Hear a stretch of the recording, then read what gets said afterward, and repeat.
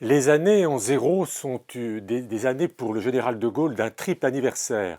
Il était né en 1890, il a prononcé son fameux appel de Londres en 1940 et il est mort en 1970.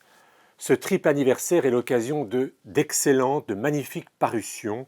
Cela a commencé il y a quelques mois avec une biographie dont Robert Paxton a dit enfin la biographie que ce géant méritait. On la doit à un universitaire anglais qui s'appelle Julian Jackson, qui s'appelle De Gaulle, une certaine idée de la France. Le livre pourrait rebuter parce qu'il est épais. Il n'en est rien, ça se lit absolument comme un roman. C'est une biographie qui restera et qui est magnifique. Quelques mois après, le grand Michel Vinocq a publié chez Gallimard, dans la petite collection de Marcel Gauchet, Charles de Gaulle, un rebelle habité par l'histoire, excellent essai avec le style et le talent que l'on connaît à Michel Vinocq.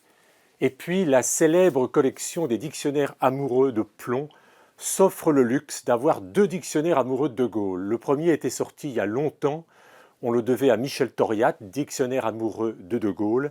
Et là, celui-ci est un chef-d'œuvre, le dictionnaire amoureux du général, que l'on doit à Denis Tillinac, qui y met tout son talent, son souffle et son humour.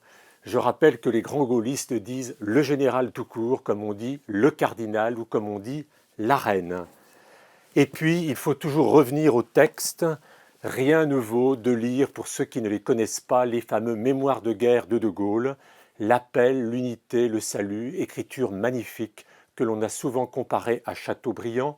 Et puis les éditions Perrin, dans leur collection Tempus, ont réédité Le fil de l'épée de Charles de Gaulle, grand texte de stratégie qu'il est bon de relire en ces temps où on se remémore la bataille des chars que de Gaulle a menée en 40.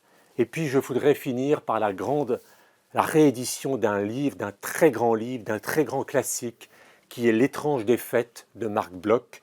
Je rappelle que ce texte est paru bien après la guerre, est paru bien après la mort en camp de Marc Bloch, qui a publié sous le manteau pendant la guerre L'étrange défaite, qui est le livre pour comprendre ce dont on a peu l'idée encore aujourd'hui, ce qu'a été l'effondrement de la France en quelques jours, en quelques semaines, en 40. Ce livre se lit d'une manière haletante, on le referme avec une grande tristesse pour la France. L'étrange défaite de Marc Bloch, c'est un livre à avoir, à lire de toute urgence. Donc vous l'aurez compris, avec tous ces livres autour de Gaulle et de 40, tous en librairie.